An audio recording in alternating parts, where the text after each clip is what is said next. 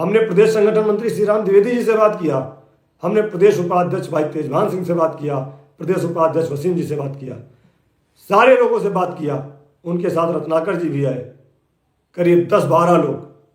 अरविंद वर्मा जी हमारे प्रदेश मंत्री, लखनऊ से हरिनाम, सीतापुर से राम सेवक पाल, गंगादीन वर्मा, इन सारे लोगों के साथ बैठ करके माननीय एमएलसी महोदय से बात हुई और उन्होंने हमारी बातें समझी। कुछ वहाँ पर भी हमारी उनकी आपसी बातचीत बढ़ी, लेकिन जब सच्चाई होती है, उन्होंने समझा, सोचा, उसके बाद कहा ठीक है, आप लोग हमारे साथ रहिए, हम आपकी लड़ाई लड़ेंगे। क्योंकि वह भारतीय जनता पार्टी के शिक्षक प्रकोष्ठ के प्रदेश संयोजक भी हैं। उन्होंने कहा शिक्षकों की जिम्मेदारी मेरे ऊपर है, आपके साथ अन्याय हुआ है और आपको न्याय दिलाने के लिए हम पूरी तरह से काम करेंगे। ये चीज आप पहले समझिए, सच्चाई समझिए, क्योंकि आपके साथ फिर राजनीति होने वाली है। इसलिए मैं आप सबको आगाह कर रहा हूं। क्यों मैं पूरी बात बता रहा हूं? 3 साल की जो मेहनत की गई है, उस पर पलीता लगाने का काम पुनः लोग करना शुरू कर दीजिए। रत्नाकर तिवारी जी वे उस पर भी आ रहे हैं। उसके बाद माननीय एमएलसी महोदय ने अपने 1 दर्जन शिक्षक एमएलसी, स्नातक एमएलसी से वार्ता किया और बात किया, तो उसमें शिक्षक एमएलसी ने सीधे उनके सामने कहा कि शिक्षा मित्रों से हमें क्या मिलेगा, क्या मतलब है इन काम से, ये तो सरकार का विरोध करते हैं, जब चाहते हैं सरकार के खिलाफ खड़े हो जाते हैं। उन्होंने कहा नहीं, इनके साथ अन्याय हुआ, ये परेशान है, ये पीड़ित हैं, ये दुखी हैं, इसलिए 1-2% लोग विरोध कर रहे हैं, बाकी सारे लोग सरकार के साथ हैं और सरकार से इनका काम कराया जाए।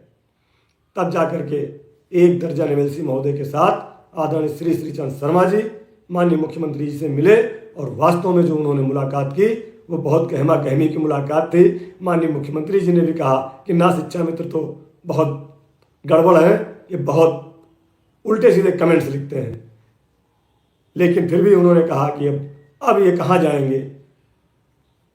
तो उन्होंने कहा ठीक है, अब इनसे बात करो, अगर इनके दिमाग ठीक नहीं होंगे तो जहाँ है वहीं रहेंगे। तो इस तरह की घटनाएं हो रही हैं। माननीय राज्यसभा सांसद पूर्व उप मुख्यमंत्री डॉक्टर दिनेश चंद्र शर्मा जी से मिलने हम लोग गए। उन्होंने कहा कि तुम्हारा काम तो तभी हो गया होता, लेकिन तुम लोगों ने क्या क्या इको गार्डन में नहीं किया और मेरे ट्विटर पे क्या क्या गालियां नहीं दी, जो गालियां आज तक कभी नहीं सुनी गई थी, वो गालियां आप लोगों ने दी। फिर भी उन्होंने कहा हमारी कमेटी ने तो बहुत अच्छा प्रस्ताव बनाया था, लेकिन आप लोगों के वीडियो जो गंदे आते थे, क्या क्या नहीं कहा गया, इस वजह से सरकार शांत रह गई। तो साथियों, सरकार कोई भी हो अपने कर्मचारी को मनाना चाहती है, कर्मचारी को खुश रखना चाहती है।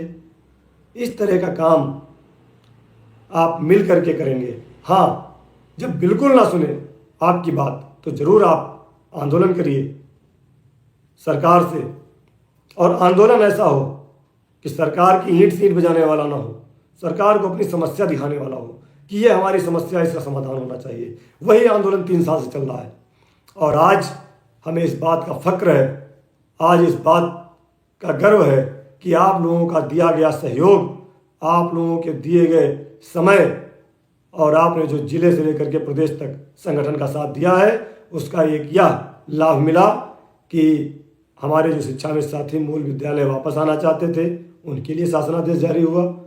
जो हमारी महिला बहनें अपनी ससुराल जाना चाहती थी दूसरे जनपद में, बहुत बड़ा काम है, इसको बहुत व्याख्या करने की जरूरत नहीं है, क्योंकि हर जगह हमारे विरोधी लोग हैं।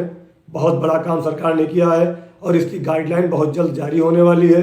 अभी कल ही मैं माननीय मंत्री से मिला था और माननीय निदेशक महोदय भी वहाँ बैठे थे, उनसे भी बात हुई।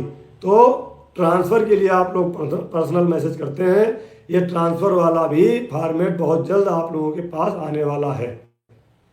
दिन तारीख मैं नहीं बताऊंगा, लेकिन सदन समाप्त होने के बाद आप लोगों का इसका लाभ मिलना शुरू होगा। नंबर 1। दूसरा, जहां माननीय मुख्यमंत्री जी हमारे लोगों द्वारा किए गए कृत्यों से नाराज थे, कुछ गलतियां हमारे साथियों ने की थी, 1-2% उनसे नाराज थे, धीरे धीरे नाराजगी दूर हुई है। हमारी एक मांग थी, हमारे भाई बहन जो बीमार होते थे, हम लोग चंदा लगाते थे, आयुष्मान भारत में शामिल करने के लिए कहा था।